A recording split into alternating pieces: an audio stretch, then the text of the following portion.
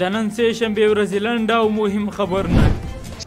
اقتصادي کمیسیون د هیواد په 12 ګمرکي بندرونو کې د الکترونیکي سکانرونو د نصب طرحه منظور کړه. د دې طرحې له مخې په خصوصي سکتور د عامه خصوصي مشارکت له لارې پر دې پروژه شاوخوا 8 میلیارډ افغانۍ پانګونه کوي. د عامې روغتیا سرپرست وزیر ډاکټر قلندر عباد فاریاب ولایت کې یوې غونډې ته ویلي چې د یو شمېر هیوادونو له لوري مرسته شوي امبولانسونه به ډېر ژر ولایتونو ته ورکړل شي.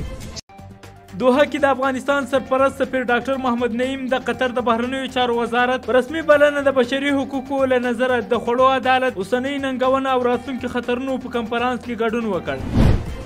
د افغانستان برېښنا شرکت خبر ورکړی چې د تیر حکومت د برېښنا 620 میلیونه ډالره قرضونه یې ګاونډیو هیوادونو ته تادیه شول.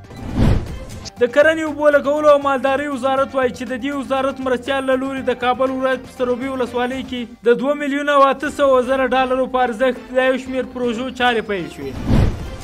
د اقتصاد وزارت سرپرست قاری دین محمد حنیف د افغانستان لپاره د اروپایي ټولنې له ځانګړي استازي توماس نیکولاسن او ورسره مل پلاوي سره کتلي دي. په دغه کتنه کې پر اقتصادي همکارۍ، بشري مرستو او د پراختیایي پروژو پر پلي کولو خبرې شوې دي.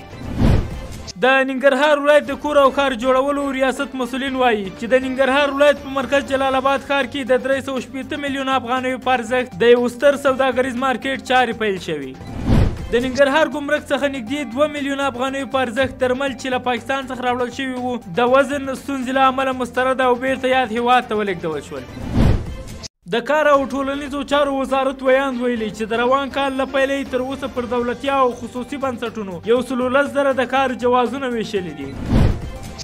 له نشهیي توکو سره د مبارزې معینیت د ځانګړي پلاوي په شتون کې د فراه نشهیي توکو سره د مبارزې پولیسو په څو جلا عملیاتو کې 6 د نشهیي توکو کارخونې سوځولې او 111 جریبه کوکنارې یې له منځه وړي.